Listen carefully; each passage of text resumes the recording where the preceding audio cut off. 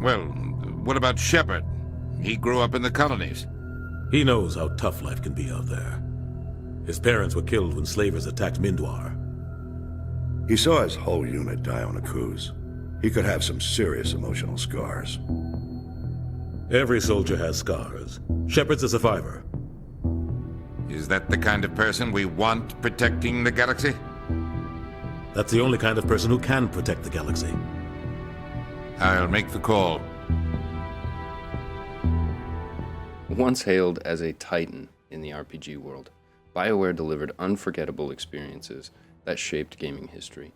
Titles like KOTOR, Mass Effect, Baldur's Gate, they're legendary. But today, that legacy is overshadowed by disappointment. What happened? How did BioWare go from industry darling to a struggling studio? This is the tragic decline of BioWare. I just wanted to start this off by saying that the support for my last tragic decline of video was absolutely mind-boggling, and I just wanted to truly say thank you to all of those who subbed, and I hope you enjoy. Thank you for watching. Dragon Age butt cheeks is a 3 out of 10. This is jizz.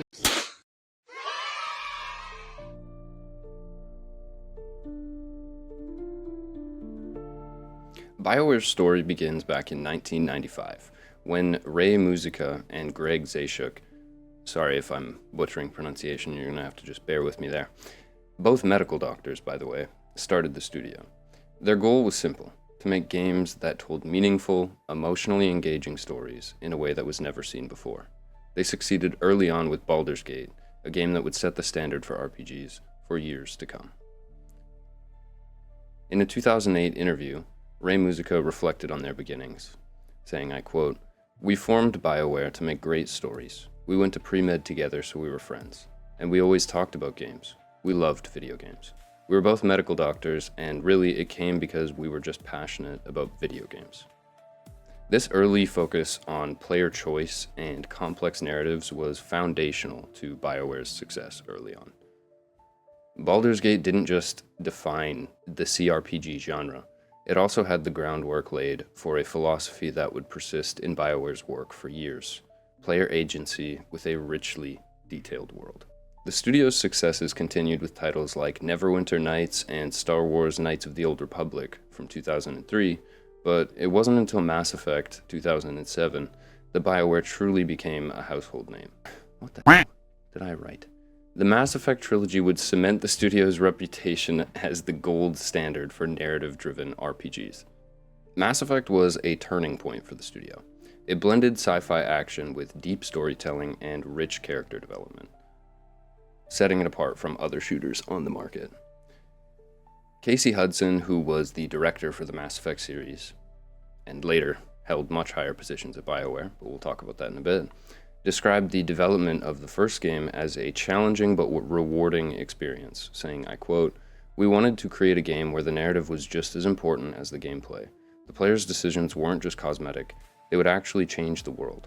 We pushed the boundaries of what was possible with the technology at the time." Now, the game was a critical success, winning numerous awards and becoming the foundation for one of the most beloved game franchises of all time. Hudson's ambition to give players control over their story and their relationships with companions helped set Mass Effect apart from the competition. This vision resonated with players, particularly in how they could influence the outcome events through their choices, from romancing characters to deciding the fate of an entire species. Something that normally player choice and large story-driven decisions that actually shape the world around you are usually just buzzwords that studios like to kind of throw out there because there might be 2 different ending cutscenes or something for a game, but not here. Here there was real meaningful decisions that you could make and impact the world as you played the game.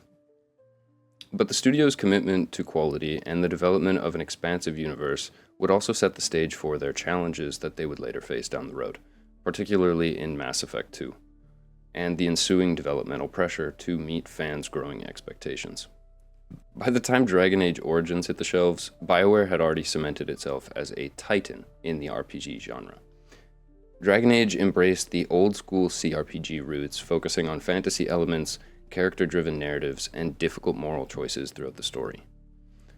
In a 2009 interview, Ray Muzica described the vision behind the Dragon Age series, saying, "We wanted to create a world where every decision had real consequences.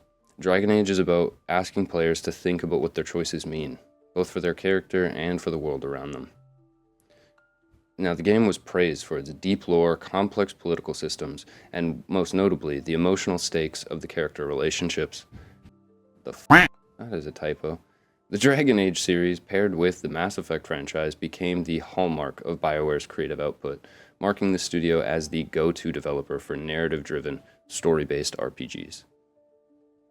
BioWare's golden era seemed unstoppable, with the Mass Effect trilogy wrapping up to near-universal acclaim. Mass Effect 3, I say near-universal, we'll get there. Mass Effect 3 had a controversial ending, but it didn't take away from the fact that the series had delivered one of the most ambitious and emotionally resonant stories in gaming. Casey Hudson was applauded for his leadership in directing the series' overarching narrative, and his ambition to push storytelling forward in the gaming space earned him critical recognition. In a 2012 interview with Gamerant, he said, "I didn't want the game to be forgettable, and even right down to the sort of polarizing reaction that the ends have had with people, debating what the endings mean and what's going to happen next, and what situation are the characters left in. That, to me, is part of what's exciting about the story." Mass Effect 3's narrative and emotional weight it carried left a lasting impact on fans, and further cemented BioWare's standing as an industry leader, albeit with fans beginning to criticize where the series was left after the trilogy. Now we'll get to what I was saying we'll get to, and it's that Mass Effect 3, while praised by a lot of fans, was also heavily criticized for where the ending was left off. And that is definitely a sign of more to come in the future of the series. Even in BioWare's golden years, cracks began to show beneath the surface. As the pressure of meeting players' expectations grew, so did the challenges in maintaining the high standards set by the studio's earlier works. The changing gaming landscape was starting to feel the pressure from publishers and financial investors, who were demanding quicker returns and larger profit margins year after year after year. Always. It can't be a success. It has to be a better success. It has to be more successful than your most successful thing. Always. In a 2010 interview, Greg Zaschuk reflected on the difficulty of balancing creative vision with financial realities in an interview with Eurogamer. And he said, "Hey, entertainment's risky by nature. You put out an album, sometimes it's successful, sometimes it's not. We're bringing to bear an incredible amount of talent and focus on something that also happens to be the biggest brand in the world. Everything works out, we're all pretty happy." And this was during concerns that EA and EA investor reports were kind of taking over control creatively at BioWare, which they were trying to blanketly deny, and using things like this to... There was other interviews with members of the team too that were just saying that it's completely untrue that EA has any control over the creative direction of the team, but not very likely that was true. BioWare's transition from an independent studio with a focus on player-first design to a studio operating under the EA umbrella meant that priorities began shifting. Development cycles grew longer, and external pressures began to affect the studio's creative output. The quality of their work would eventually suffer as monetization strategies and deadlines started taking precedent over the development of meaningful, narrative-driven experiences that BioWare was traditionally known for. Even as the studio released iconic titles like Dragon Age 2, the cracks in their approach and development were becoming more evident, signaling the start of what would eventually become a very, very different BioWare.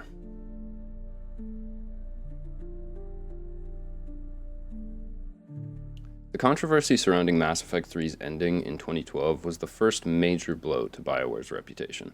The studio had built a legacy on player choice, promising that decisions across the trilogy would shape the ending. Instead, players were met with 3 nearly identical conclusions, leaving them feeling very betrayed. The backlash was swift and overwhelming. Fans felt that their choices had been meaningless throughout the series, and BioWare's reputation as a studio that valued player agency was thrown into question very quickly. Even Casey Hudson, the game's director, admitted that they had underestimated how much the ending would really matter to fans, saying, I quote, "We misjudged how strongly people felt about the endings and we really failed to meet the expectations that we set for the Mass Effect series. To address the outrage, BioWare released the Extended Cut DLC, adding more context to the endings, but the damage had already been done in the eyes of the fans.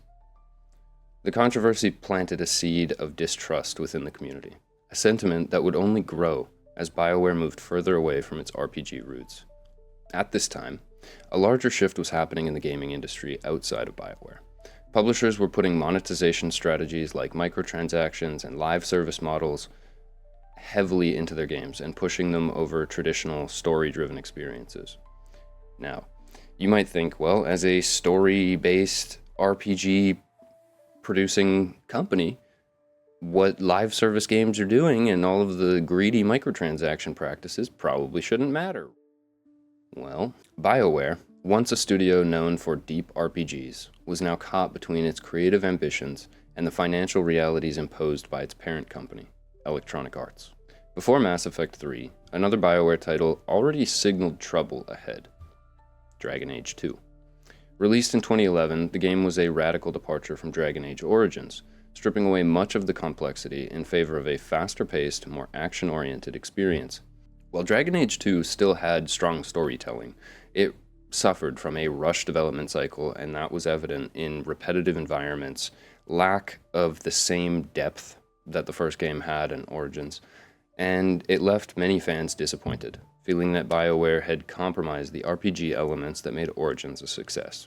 Reflecting on Dragon Age 2, Musica said in a Eurogamer article from 2011, "It's been one of the most polarizing launches we've had, frankly."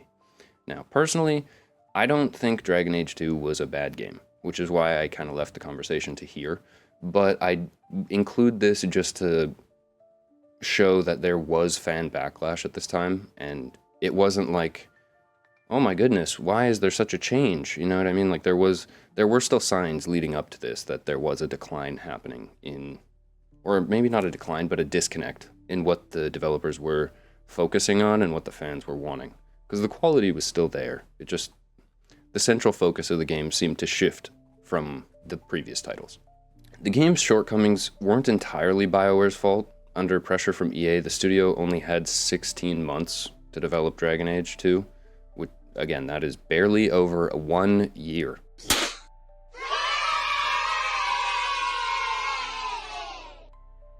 That is a stark contrast to the 4 years Origins took. The result was a game that felt unfinished, a terrible sign of things to come. From this point forward, BioWare's development cycles became increasingly constrained by EA's demands. The focus shifted towards broader market appeal and monetization strategies, leading to fundamental changes in how the studio operated behind the scenes. BioWare's acquisition by EA in 2007 had always been a point of concern for fans, but it didn't start to show the signs of failure and the rot that EA really brought until a few years later.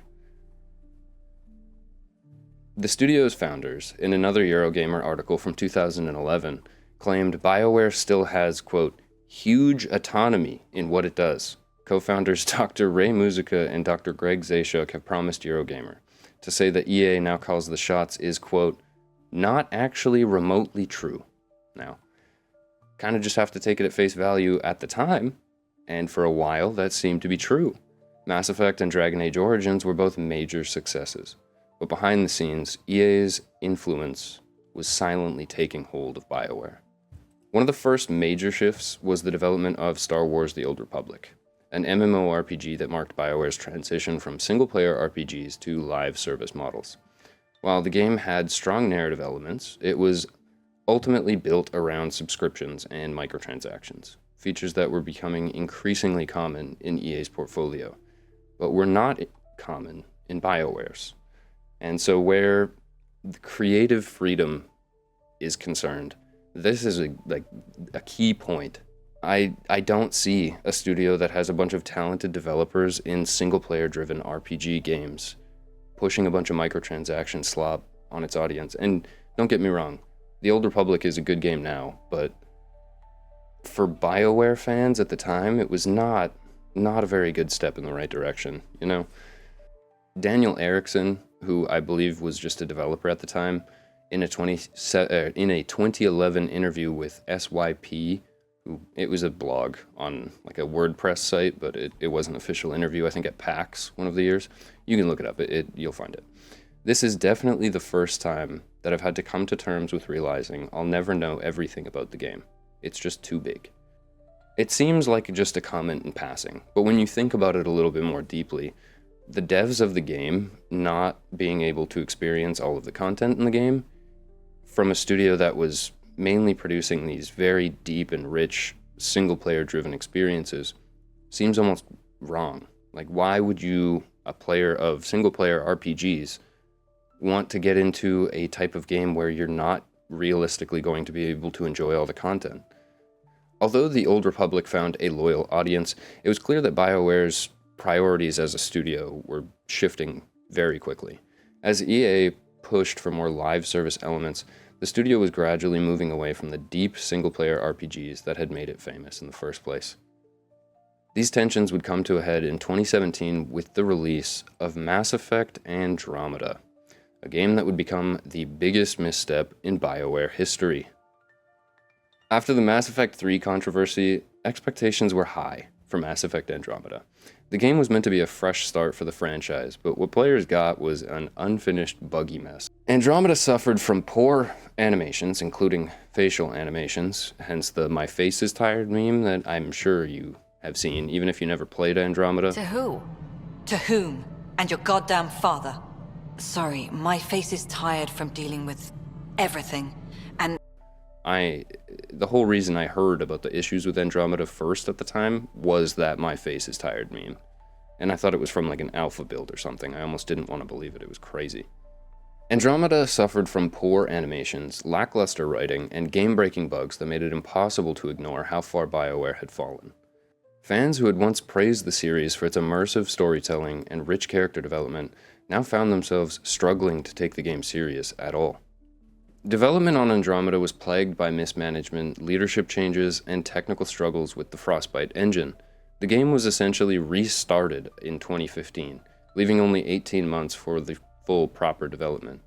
Aaron Flynn, former general manager at BioWare, discussed the challenges of Frostbite with Matthew Handrahan, saying, I quote, "Frostbite is an EA internal engine. Very powerful, fast, beautiful, purpose-built to do some really cool stuff.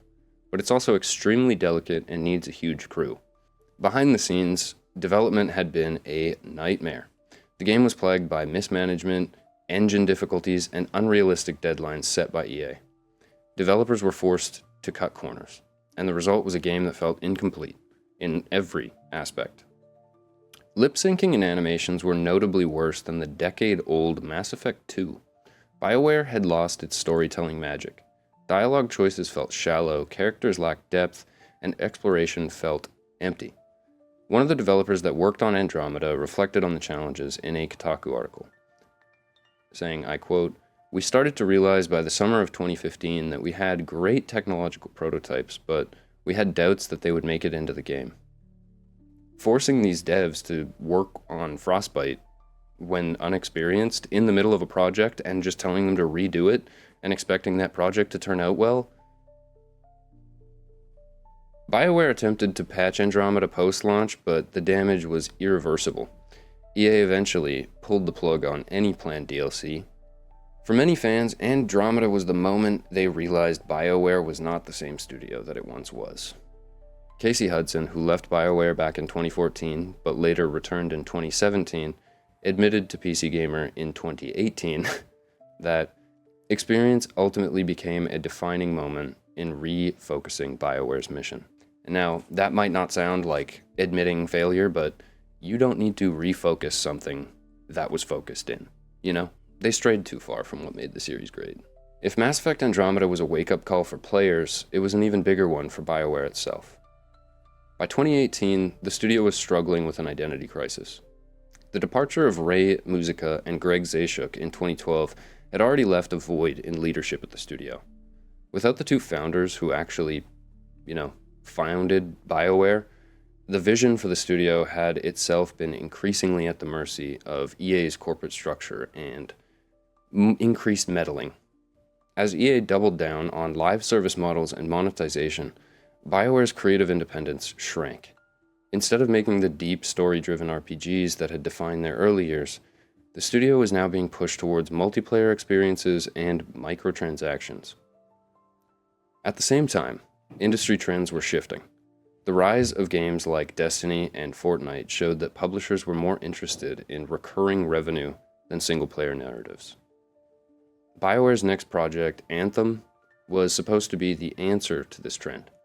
A live-service looter shooter designed to compete with the likes of Destiny, but its development continued. And as that happened, it became clear that BioWare was struggling to adapt to this new direction. The studio was at a crossroads. The games industry was changing, and BioWare was being forced to change with it. But in doing so, it was drifting further and further from the identity that had once made it great. And just to be clear here, I don't mean the games industry was forcing it to change. I mean that EA saw trends in gaming like Fortnite or Destiny being very successful and just like, oh, we want one of those. The decline of BioWare wasn't just about a few bad games. It was about the loss of what made BioWare, BioWare. And unfortunately, things were about to get even worse.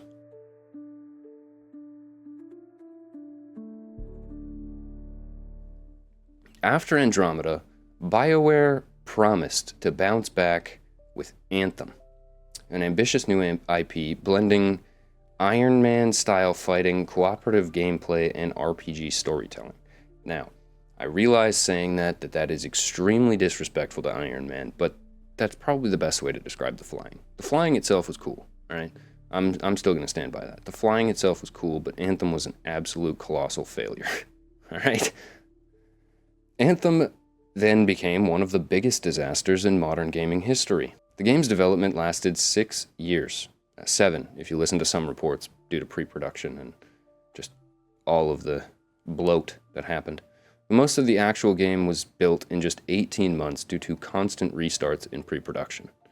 And a lot of this came through amazing investigative journalism by Jason Schreier. Now, no matter what you feel about him, his investigative reports on Anthem and what happened behind the scenes at the studio were very comprehensive and extremely well done. Developers described a phenomenon known as BioWare magic in another Kotaku article, a pattern where games were assembled at the last second, relying on crunch to save them. Saying, I quote, "Within the studio, there's this term called BioWare magic. It's a belief that no matter how rough a game's production might be, things will always come together in the final months." And that arrogance is exactly what ended them up right here. Frostbite once again hindered development. Basic mechanics like inventory and flying had to be built from scratch, as this type of game is not what this engine was built for. It could barely handle something like Andromeda. I don't know why people thought, after the failure of Andromeda, let's make Anthem in Frostbite. I still want to press this point home. The pre-launch trailers and everything like that were completely pre-rendered. Now, the problems with Andromeda were bad, but with Anthem, it was even worse. Where Andromeda had a bad story, Anthem had no story. Where Andromeda had weak weapon variety and not really anything exciting, Anthem had literally no loot. Later they overcompensated and just started throwing everything rare at you, but that really just gave people a chance to look at everything and realize it wasn't that cool. Some of the masterworked weapon ideas were kind of cool, like the designs behind the weapons, but there was no loot variety. The stats were ridiculous. You had stats that would conflict with each other, or you'd have stats rolling on weapons that had no effect on the weapon virtually, or literally.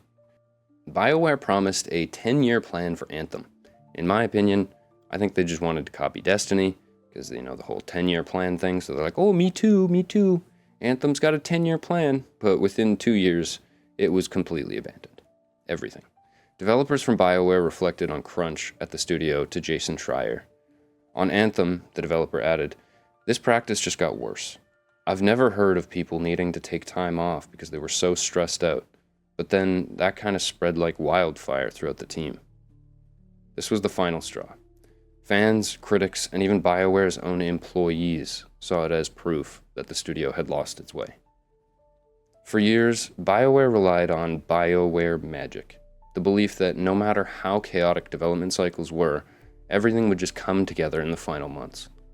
But Anthem and Andromeda proved that BioWare magic was just a cover for mismanagement, crunch culture, and extremely talented creative teams from decades prior just managing to come through.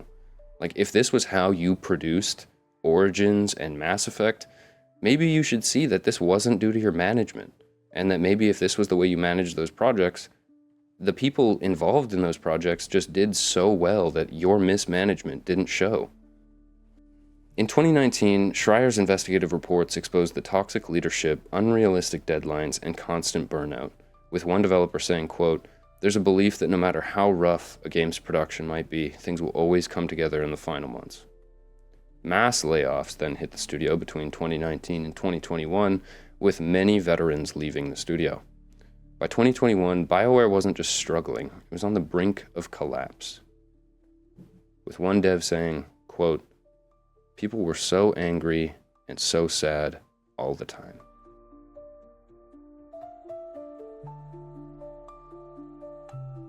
After the failure of Anthem and the disaster that was Mass Effect Andromeda, BioWare had one last shot at proving they could still make a quality RPG.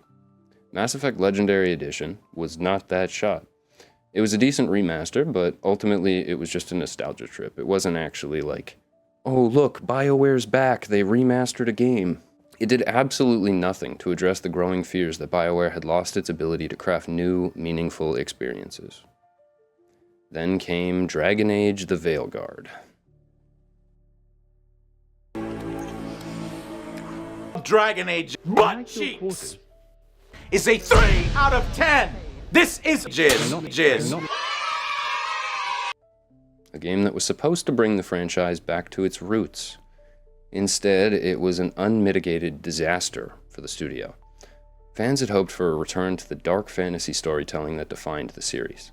What they got was a childish, tone-deaf mess with embarrassingly bad writing, stripped-down RPG mechanics, and a world that felt more like a terrible theme park. Not even a good theme park, just a poorly built, poor man's theme park.